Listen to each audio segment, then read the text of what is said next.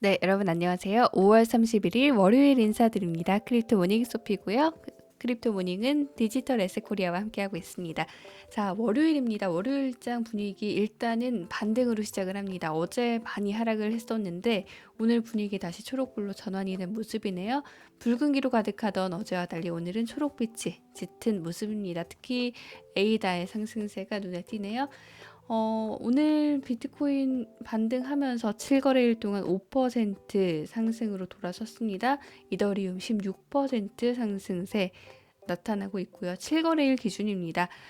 둘 다 24시간 기준으로는 각각 5에서 8% 한 자릿수 상승세 보여주고 있고요. 카르다노 상승세가 18%까지 나와주고 있습니다. 그 밖에 혼조세 속에서 대부분의 디지털 자산들 상승 쪽으로 방향을 틀어준 모습이네요. 업비트에서는 비트코인 4,361만 원 선에서 거래되고 있습니다. 2% 반등 나와주고 있고요. 이더리움, 리플, 이더리움 클래식 그리고 에이다, 이오스가 비트코인보다 거래대금 많은 상황입니다. 자, 이렇게 반등 좀 나와주고 있는 시장 분위기 살펴보셨고요. 주요 뉴스 살펴보고 올게요.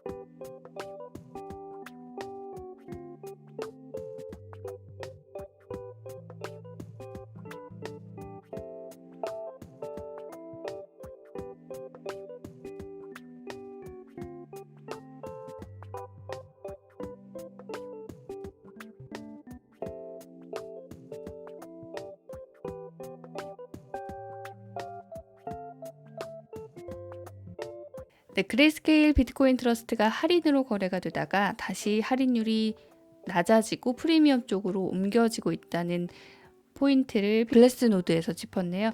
3개월 이상 할인된 가격으로 거래가 되다가 마이너스 21.23%를 찍고 다시 반등을 하고 있다는 건데, 할인이 된다는 건 수요가 없다는 거죠. 최근에 매도세가 끝나면서 다시 한번 기관에 자금이 유입되고 있다는 그런 지표라고 볼 수가 있고요. 그리고 비슷하게 비트코인 퍼포스 ETF 같은 경우도 자금 유입이 좀 다시 보이고 있는 상황입니다. 4월 말부터 5월 중순까지 자금이 좀 유출되다가 다시 한번 돈이 들어오고 있다는 것이죠. GBTC와 비슷한 흐름 보여주고 있다. 기관들의 관심이 다시 모아지고 있다는 걸 의미한다고 클래스 노드가 이야기를 했는데요. 자, 이거는 PwC 보고서에서 가져온 건데, 스테이킹이나 빌려주고 또 빌려오는 그런 것들에 많이 개입하고 있는 헤지 펀드들의 움직임, 그리고 2020년 3월 시장이 많이 하락을 했을 때도 투자 전략을 바꿀 거냐라는 질문에 60%가 노후 아니라고 했던 이야기, 그리고 헤지 펀드들도 탈중앙화 거래소를 쓰는 걸로 알려졌는데 많이 쓰는 게 유니스왑이라는 거.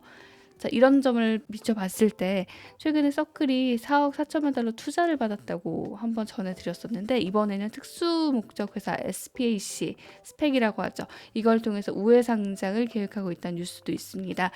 디파이의 인기 그리고 기관의 여기에 대한 관심 이 결국에는 서클에게는 호재가 될 텐데, 이 서클은 아시다시피 USDC의 발행사고요. 최근에 굉장히 시총도 높아지고 있는 상황입니다. 기업의 보유금은 도박용이 아니고 잘 지켜야 되는 것, 그리고 다음 스텝은 그냥 비트코인을 사는 게 아니라 스테이블 코인이라고 믿는다. 최근에 테슬라나 마이크로 스트래티지 같은 회사들이 비트코인을 그냥 샀지만 너무 변동성이 심하잖아요. 그래서 다음 스텝은 스테이블 코인이 될 것이다 라는 서클의 예측입니다. 그래서 서클이 이렇게 막대한 투자를 유치할 수 있었던 거 아닌가 하는 생각도 드는데, 자, 다음은 카르다노 소식입니다. 카르다노가 알론조 테스트넷을 시작을 했다. 지금은 블루 단계, 알론조 블루 단계를 시작을 했는데, 다음에는 화이트, 그다음 퍼플이 이어질 예정이라고 합니다.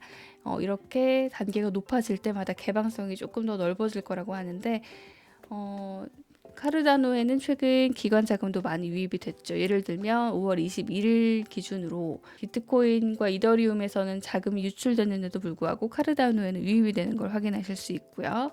월간으로 봤을 때 비트코인 그리고 이더리움 다음으로 유입량이 많았습니다. 연간 기준으로 봤을 때는 뭐 비트코인이나 이더리움에 비할 바가 없겠지만요. 그래도 최근에 좀 눈에 띄는 기관의 자금 유입세가 나타나고 있다는 거. 참고로 기관들의 자금 유입이 정점에 달했던 거 올해 1월에서 2월 사이고요. 그리고 16주 차니까 4월 중순에 어느 정도 다시 유입이 있었는데 지금은 마이너스 돈이 빠지고 있고, 이런 흐름 속에서 어쨌든 카르다노의 유입량은 늘어났는데 더 업데이트된 소식도 곧 나오니까 전해드릴 수 있겠죠. 이번엔 도지코인입니다. 미국의 대형 레스토랑 편의점 체인이죠. 쉬츠가 도지코인 결제를 허용하고 이거 말고도 다른 디지털 자산들도 일부 결제 수단으로 사용하겠다고 밝혔습니다.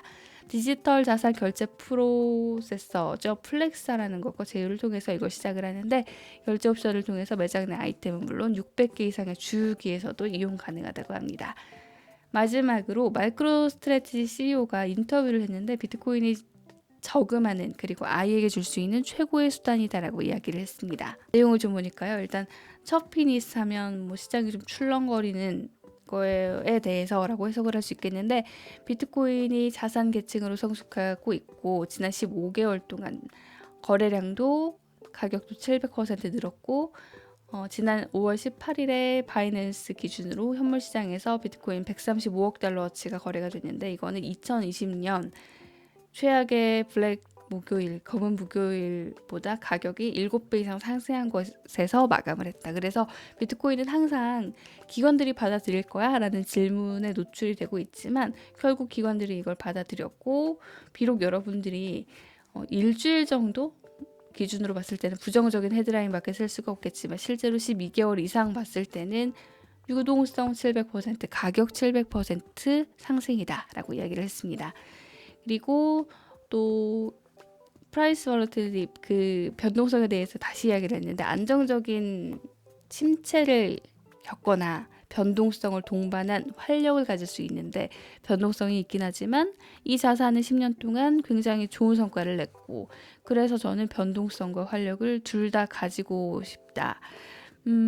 알다시피 제프 베조스는 아마존에서 20년 동안 변동성을 겪었다. 하지만 믿음이 흔들리지 않았고 부자가 됐죠. 그래서 저는 비트코인이 같은 거라고 생각을 하고, 수십억 명의 사람들에게 디지털 자유를 부여하는 이 비트코인을 믿고 또 여기에 대해 변동성의 대가를 지불한다면 그건 작은 대가일 것이다 라고 이야기를 했네요. 자, 주 일정 살펴보겠습니다.